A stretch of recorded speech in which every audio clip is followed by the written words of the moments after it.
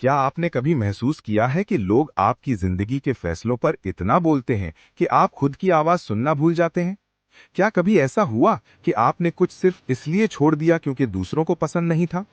सूरतुल अनाम में इस सवाल का जवाब ये दिया गया है कि अगर इंसान अक्सर लोगों की बातों के पीछे चल पड़े तो वो हक के रास्ते से हट सकता है। इससे मालूम होता है कि हर ज्यादा बोलने वाली आवाज दुरुस्त नहीं होती। इसलिए फैसला करते वक्त लोगों की तादाद नहीं बल्कि हक को देखना चाहिए।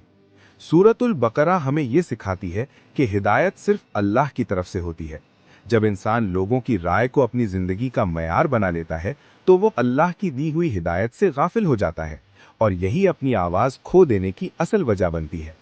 सूरत शूरा में बताया गया है कि मोमिन अपने मामलात आपस के मशवरे से तय करते हैं, मगर हतमी फैसला अल्लाह की रजा के मुताबिक होता है।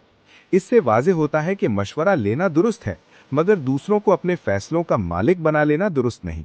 सूरतुल यूनुस में यह हकीकत सामने आती है कि हक हमेशा अक्सरियत के साथ नहीं होता। जब इंसान ये समझ लेता है तो वो लोगों के शोर में खोकर अपनी पहचान नहीं खोता और दिल के इत्मीनान के साथ फैसला करता है। सूरतुल लुकमान में नसीहत की गई है कि इंसान हिकमत और समझ से काम ले। जब आदमी बगैर सोचे समझे लोगों की बातों पर चलने लगता है तो वो अपनी अक्ल और ज़मीर की आवाज़ दबाने लगता है, जो इस्लाम में पसंदीदा नहीं। सूरतुल अहज़ाब में ये सबक मिलता है कि मोमिन का ताल्लुक अल्लाह और उसके रसूल सल्लल्लाहु अलैहि वसल्लम के हुक्म से होता है, न कि लोगों की पसंद और नापसंद से। इसलिए जो शख्स अल्लाह पर भरोसा करे वो लोगों की बातों से उलझकर अपनी राह नहीं भूलता।